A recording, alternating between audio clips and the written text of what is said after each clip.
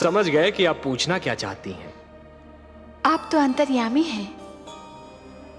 लगता है आप हमारी धरती पर घटने वाली घटनाओं से पीड़ित हो उठी हैं।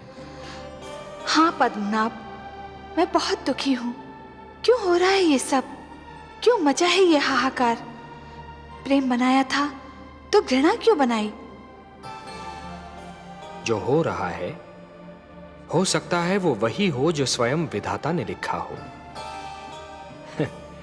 और अपना लिखा तो स्वयं विधाता भी नहीं मिटा सकते ना।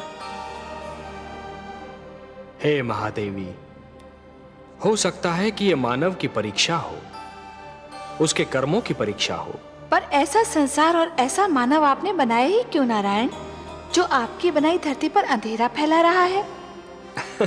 तो आप क्या चाहती थीं कि हम केवल दिन बनाते और रात्रि न बनाते? फिर मानव को अंधेरे उजाले का अंतर कैसे जान पड़ता? विष न होता तो अमृत की महत्ता कैसे जानी जाती? पुष्प के साथ कांटे न होते तो पुष्प के सौंदर्य को कौन जान सकता?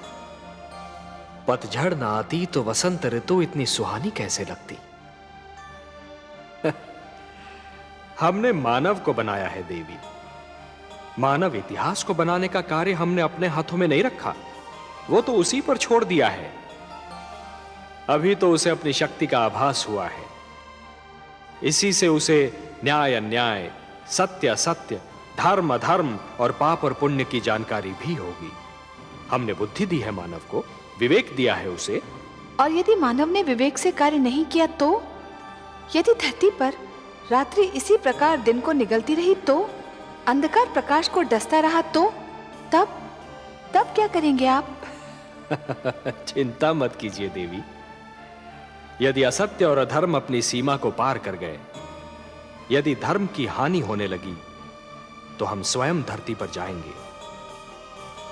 हम वचनबद्ध हैं। परित्राणाय साधूनाम विनाशाय च दुष्कृताम धर्म संस्थापनार्थाय संभवामि युगे युगे। अपनी लीला तो आप ही स्वयं जानते हैं पद्मनाभ। इस प्रकार आरंभ हुआ प्रकाश और अंधकार के युद्ध का इतिहास।